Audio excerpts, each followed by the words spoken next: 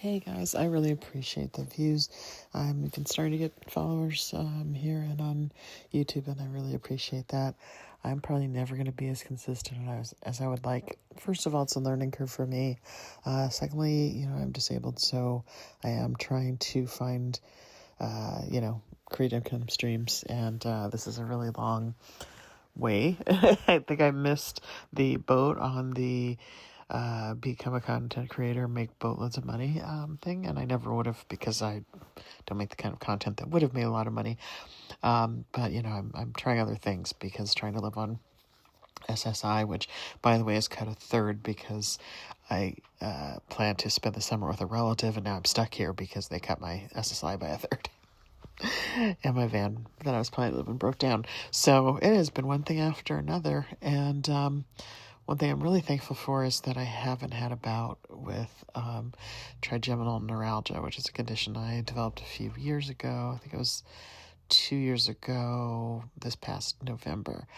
And I had a real severe bout, and basically it's the nerve in your face.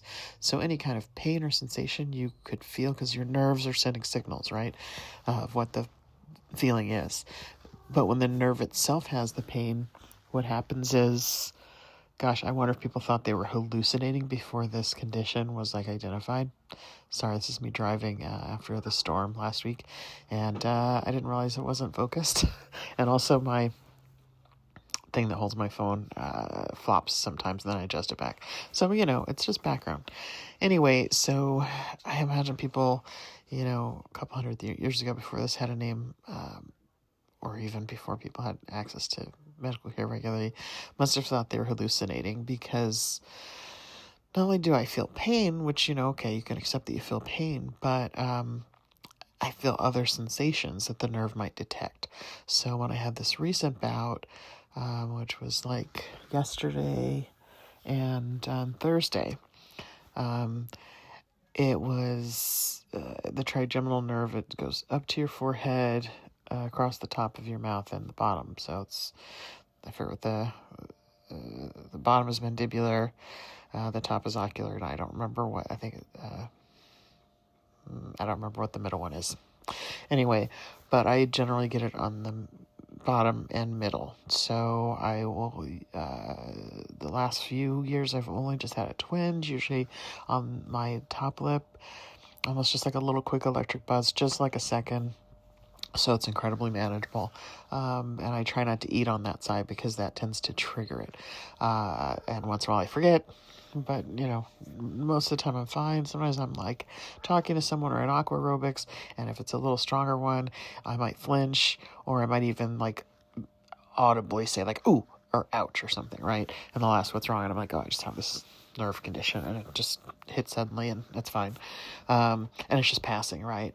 When I got it several years ago, it was it started like that, and then crept up, and then became worse to the point where I woke up screaming because the pain was so bad. But one of the things that, since I digress so much, one of the things that why I think people might have in the past thought they were hallucinating is that I had this most recent bout. This has happened before. I didn't just feel pain, right? I felt the middle branch, which goes out to my ear. I don't really have it so much going up to my eye, but this time I actually did a little bit. But the branch going out to my ear, the first time I had the issue, I felt both heat and wind on my face. So it was like a blow dryer was pointed at my face, at some points mild and at some points hot heat. And then this time, all at once, I'm having the pain underneath, going towards my upper lip, and then from my ear, it felt like there was a rod through my ear, and my ear itched, and I felt the blow drying. So it's really a freaky thing, because it's not just pain. It is I'm feeling a sensation that's obviously not there. I know it's not there. I know there's not wind in my room. I'm not several feet from the nearest vent. It's on the floor. There's no way it's blowing on my ear, and it's not that hot, right? And so anyway, so sometimes that does keep me from doing things, and that's been the case this week, because like I said, it's usually just twinges, and I don't even usually have to take the medication because the medications have symptoms. They're nerve blockers. They're used for people that have seizures, and they put me in the hospital 2 years ago. I had really violent sudden dizziness and vomiting, so I kind of weaned off the meds. Unfortunately, I hadn't had any episodes at all in the last 2 years, just like a little twinge of pain here and there for a split second, not anything that I couldn't cope with. And then I take that back, there were a couple times where it was a little bit more, but mostly if I triggered by talking or something like that. And then I would take maybe out of the 5 pills that I am prescribed, I mean, it's 2 medications, 1 2 times a day, 1 3 times. I might take 1 in the morning and 1 at night, or just 1 at night. But this time I'm taking a little bit more, like 2 in the morning and 1 or 2 at night, depending on if I had episodes between the doses. And then, then I'll kind of not take them to see if it's still there. But this time it wasn't constant like when so far, knock wood, has not been constant like when I had the first episode 2 years ago. And I'm really thankful for that. And I just want to say, this is not about complaining about my health. It's just saying, I want to really encourage people that are young to take advantage of their youth, because I got lost in dudes and money and working 2 jobs, and it's what I had to do to survive. But I wish I had known things of how to be more frugal, of, like I said, like living in my van, like saving and buying a van or an RV to live with. That would have been awesome. I would have traveled more, and I would have saved tens of thousands of dollars on rent, and may have been able to devote more time to my writing. So this is just a reminder, you do not know what's going to happen.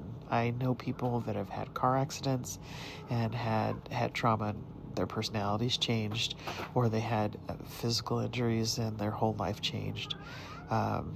I had a friend a couple of years ago who started developing very early onset dementia, like in their early 50s, even though they're otherwise very healthy and happy, but they're losing words, and their short-term memory is terrible. Their long-term memory is okay, but you just don't know what's going to happen.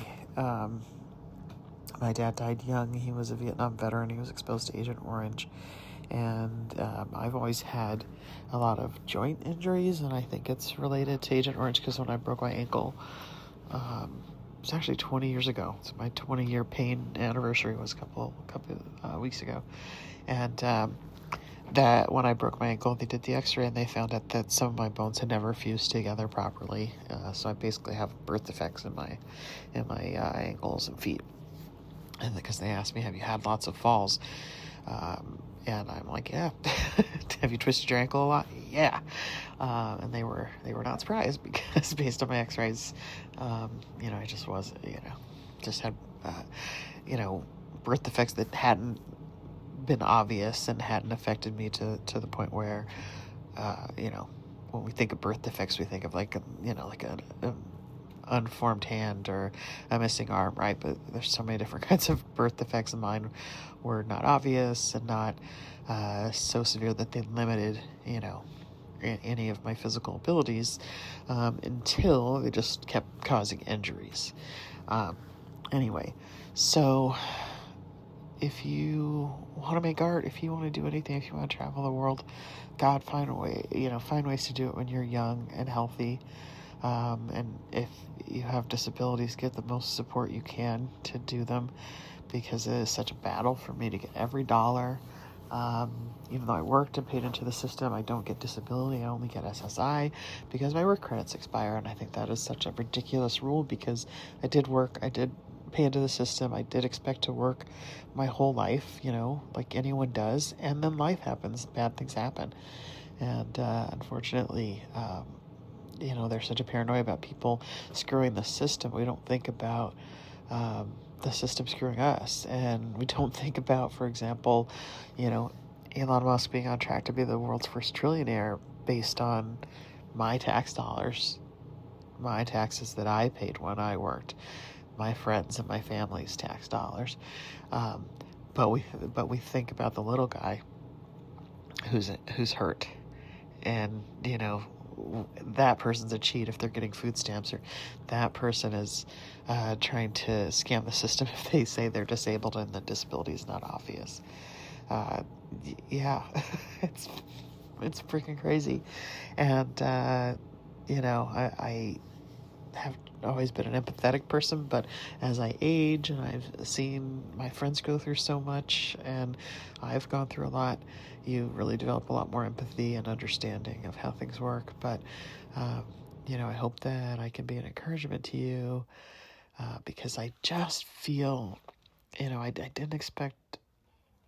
First of all, I hadn't noticed Byler, right, before the Stranger Things season 5. And I think being in online spaces and having queer adults, but a lot of queer kids, and realizing how bad things have gotten, how much we've gone backwards, that they don't have safety in their in-person communities, and online communities are sometimes the only place they can find people who understand them, people they can open up to, people who have similar experiences, people that support them regardless of having similar experiences.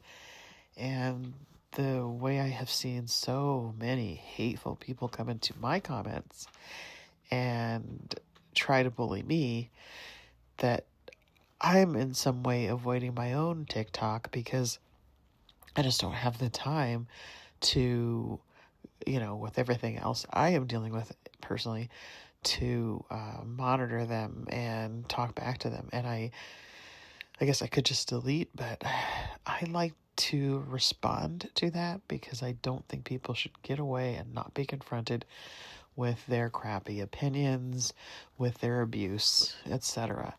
So even if I can't moderate sufficiently, one thing I absolutely do want to do is say, there are people like me that love you and care for you and think that you have value, and that being queer, or I'm biracial, so I kind of relate on that level of being different, being whatever it is that's different about you. That's what makes you special.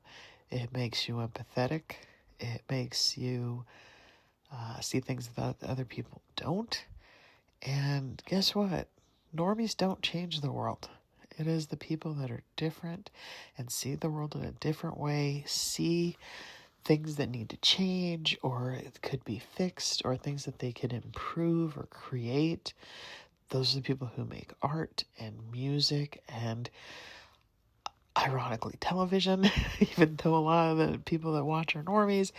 The people that create almost everything worth creating, almost everything that improves the world, are different in some way.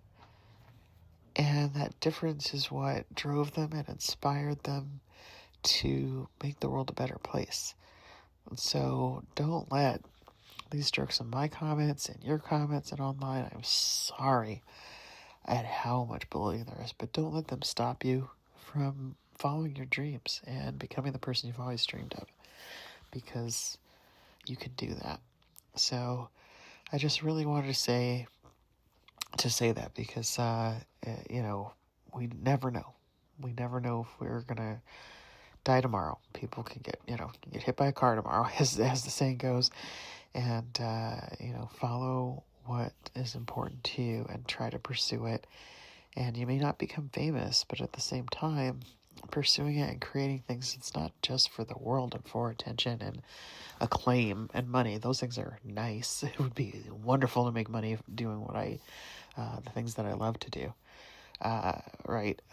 That's the dream, to be able to do that. But if it's who you are and you don't express it, it's like being closeted, right? You're keeping it all just welled up inside.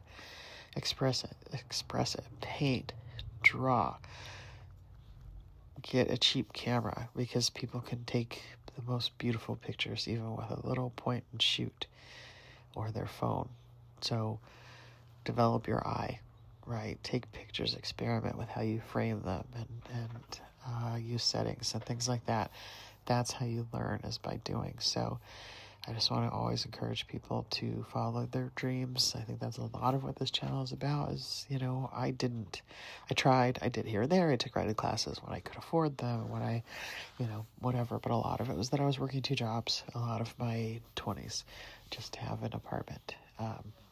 And when I look back, it's like hilarious that my rent in San Francisco was like $575 for a studio apartment.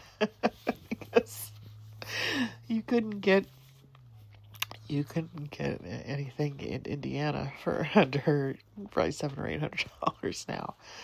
Anyway, so I am redundant and I ramble. I'm an old lady. That's just how it is right now. But just another reminder to follow your dreams, because you don't know what tomorrow will bring. It could bring death, heartache, but it could also bring success and joy, or a book deal, or selling your series, or whatever. Like getting a gallery show that opens up your career. Just keep pursuing. Just keep your focus.